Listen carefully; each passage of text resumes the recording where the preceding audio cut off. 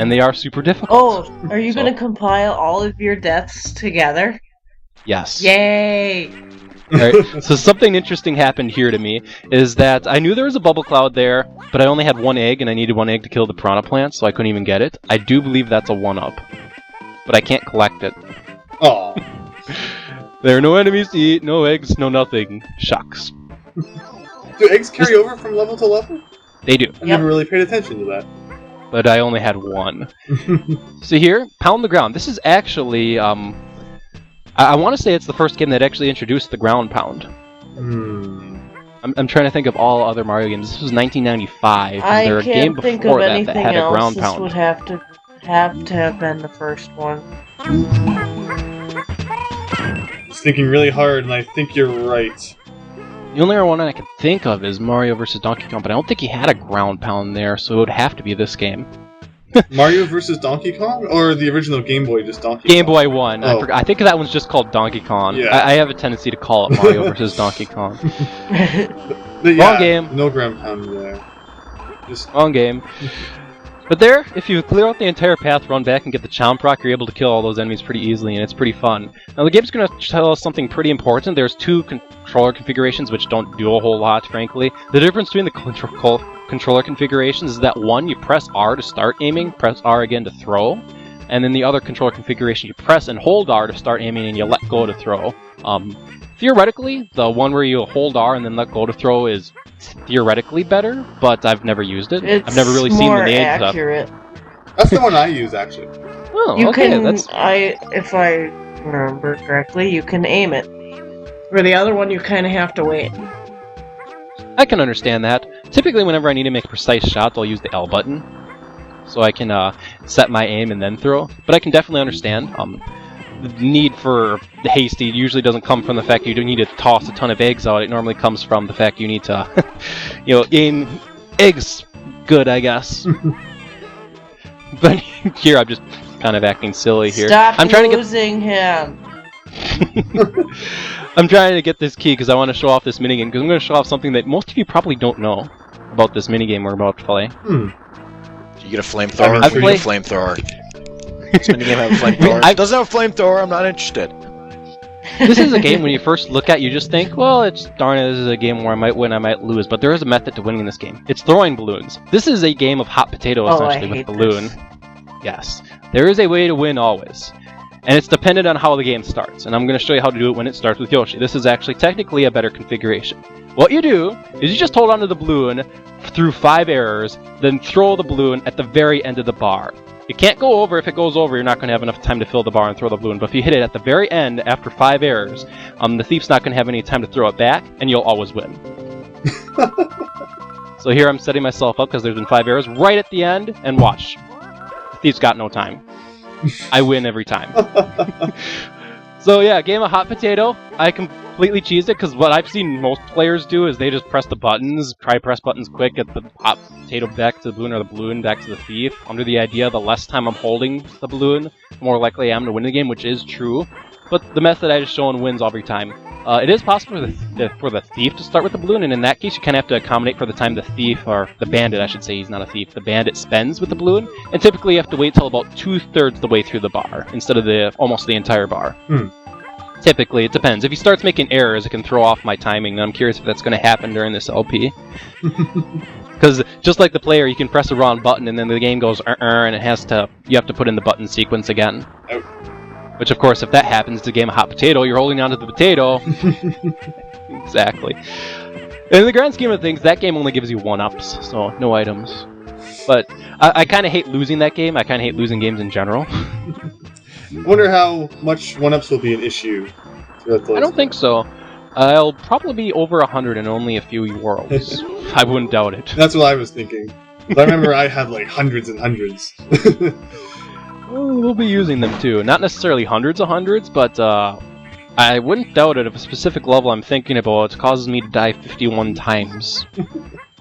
51, that's exact. Ooh. It is very exact. Anyway, right here, always tongue up right there, because there's an enemy waiting for you that's kind of off screen. And if you don't tongue up, I've jumped into that enemy many, many times and went, oh god damn it, there's one of those. It's little piranha plants in those little bud things that are falling down, and one of them fall down right there and in a position to get you directly off camera. Kind of stinks. Question: Does the compacted screen size ever really negatively affect anything in this game? I've never really thought about it. That's actually a good point. I haven't even pointed out. This is the Game Boy Advance version of the game. It has a compacted screen. I've never, since this is the version of the game I'm used to, really noticed, so I can't really make too direct of a comparison. If you see something like, oh my gosh, if you were playing the SNES version, Milesluigi, you would have been able to see that so much easier, I would like to know. So... Yeah. It's just something I thought of there when you mentioned that enemy was off screen. It always reminds me of this one thing in Mega Man and Bass, where you have to find these CDs, and some of them are buried underground, and when you enter a room, the ground will kind of sparkle where the CDs are hidden, and you have to dig them up. But in the Game Boy Advance port, it's on a platform that's just a bit at the very top of the screen in the Super Nintendo version, so you can see it, but in the Game Boy Advance version, you can't see it in time, so the sparkle disappears by the time you get the screen to scroll up. So it took me so long to realize where it was hidden, because of the bit of a compacted screen. Isn't Mega Man and Bass, isn't that the Japanese version only in Super Nintendo? Yes, although I imported it. Yeah, my brother did too. I think it was something Forte or whatever. Rockman and Forte, yeah. Alright. Look, we're nearing the end of this level. Not too much. You're supposed to have everything by the time you finally leave the cave, and there's just a couple of enemies once we leave the cave, so... There we go. A couple of shy guys coming out there. The goal's coming up, by the way. Ready? And... Goal! Oops. I'm such a party pooper. I don't need to practice and be ready for next time. Goal! Go! I guess Evil Pop-Tart wins. I guess I practiced at that because we did it so much. Goal! Yeah. There we go. And there are rewards for each point value you get that. Since I'm going to be getting 100 every level, I'm going to be hitting all the point values. And be getting, like, monstrous lives like before. Considering you rarely use them too much, Burt the Bashful's Fort, the very first castle. This one's pretty fun. One of the things regarding this game when it came out on the SNES is showcased right there, that platform that came down. This was, oh gosh, I forgot the name of this chip. Someone help me out here. It was a chip Super for... FX? Thank you! Yep. Super FX chip. It was used for games like Star Fox, and this game used it too for just a couple of like 3D platform effects. It's neat. It's It was kind of expensive though at the time, which is not why not many games used it. Not really. The reason why they didn't use it was because they never coded for it. It wasn't out. Nobody had access to it too much. Well, I remember seeing a scan of a magazine page only a couple of days ago now of a magazine from like way back then, and Yoshi's Island was actually only $50, and like Madden '98 was like $70. So I thought that was pretty funny. That Yoshi's Island was actually less. Wow. Since I'm familiar with the Game Boy Advance version of the game, I actually don't know what this game retailed at, but $50 would sound normal. Yep. So, anyway, those are Burts. They're easier to take out with eggs than trying to jump on them because you have to explicitly ground pound on them. And ground pounding on them can be something that's kind of difficult because, you know, they flop all over the place, and I get crushed again. The first time was to showcase it. That time was because I was playing way too aggressively again. You could tell I've played through this game numerous times when I'm playing this kind of stupidly aggressive. I think I remember you playing this like millions of times. Yes. I'd come over and I'd be like, "What are you playing?" And you'd be like, "I'm playing this." I'm like, "Oh, okay." Alright, in good old Super Mario Brothers fashion, this level you can actually go on top of the roof, and there's a bunch of coins up here. There's no flowers or red coins, so if you don't go up here, you're not missing anything, but it's pretty neat. It can kind of serve as a level shortcut, if you will. There's a hole right over there. I didn't want to fall down because I didn't want to fall down. I just wanted to run the other way to showcase this off. Because those walls are annoying. I don't think the slowly falling doors are that much of an obstacle, but then again, I got hit by them twice so far, so... Which was awesome. You just like watching me suffer, don't you? Yes. Gosh darn it. So what flavor Kool-Aid do we have now for lava? What flavor Kool-Aid? It's a very red Kool-Aid, that's for sure. Because I know we were all taking bets on what flavor the Kool-Aid was. Because there was purple Kool-Aid, there was orange Kool-Aid. What other ones did we have in the other DS? Oh, it's probably fruit punch. Yeah, too orange. The lava is really a real first big troublesome obstacle, because if you know what you're doing, enemies themselves can certainly get in the way, but they can never really cause you a death if you know what you're doing. But stuff like lava, spikes, and other obstacles that aren't coming up to my mind can instant kill you, so they're your natural enemies. So... Basically, the fact that your star meter always refills up to 10 means unless you're acting extremely stupidly aggressive with your star meter, you should always be able to get Baby Mario back before any of the toadies get to him. Theoretically, of course. I've never had too much of a problem with it unless I was acting really, really stupidly aggressive. Well, it's always fun when you lose Baby Mario over a pit or over spikes, so when you have no eggs. So. Yeah, Yoshi, dinosaur, wears shoes, enemy, spikes. Oh, Yoshi, where'd you put your steel-toed boots you always wear during adventures where Mario's the main character? Yoshi... You're able to walk all over those spikes. Yoshi dying in one hit from spikes makes a lot more sense than Mega Man dying from one hit. Yeah, that's actually a valid point. And then the way that Mega Man would die, too. Like, he'd burst into light all over the place.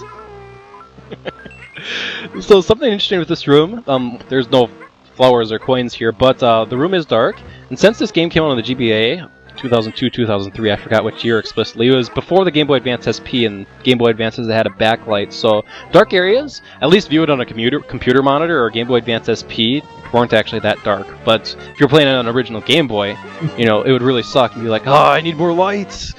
I never had an SP, actually, until much later. You'd have to tilt it closer to your light source, like, ah! I just got the DS. That was really good for playing Game Boy Advance. It was. Well, I kind of skated past him, but there was a giant Larg. Larg. Supposed to be that big enemy. Oh my god! Because back in this day, big giant enemies on screen weren't necessarily too common. So it's like, oh my gosh, this giant enemy! It's supposed to be a big surprise thing, but throw an egg at him and he's no big trouble. There we go.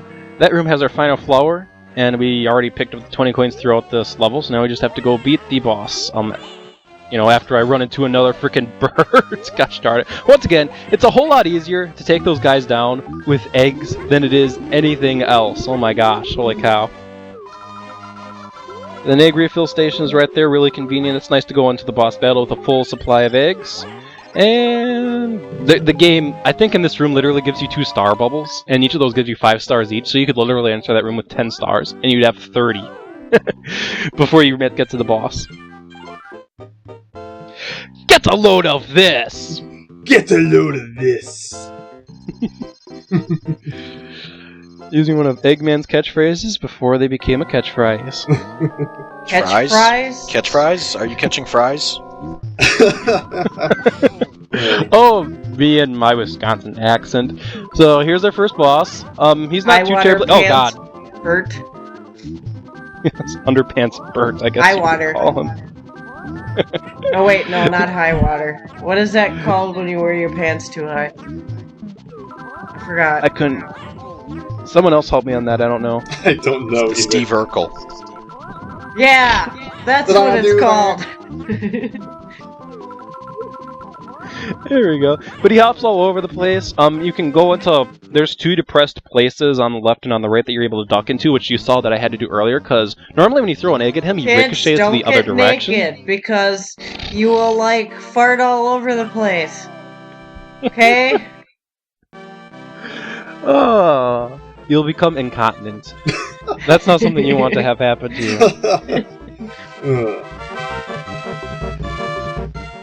But with that said, I almost actually got hit there because he ricocheted in the wrong direction. I had to immediately go into one of the cubby holes. But there we go, first 4 levels. What's your current impression so far, Evil Pop Tart? This game's much more better received than Yoshi's Island DS. Yeah, are you seeing that? I would agree with that. I'm liking the level design a lot more, and there's not a lot of stupid gimmicks in it right now. It's more straightforward and more platforming. At least the DS version, there wasn't a lot of platforming. So no shenanigans yet? Not yet. So far, it's been good, other than the helicopter in the first level already, but it's already on the shenanigan meter, but not as high as I'd like it to be. So the shenanigan meter, other than that, is currently just really, really low and calm, right? They're very weak right now, you're Yes, saying? they're still pretty weak, unless if something stands out at me. Okay. Anyway, that has been this first week's episodes of Let's Play Yoshi's Island. Join us next time for, I know everyone's waiting for 1-7. We'll get to it. This has been Milesluigi. Naval Pop Shot. And Higsby? And Kiritora. And you have a great night. Yep. Have a great night, everyone.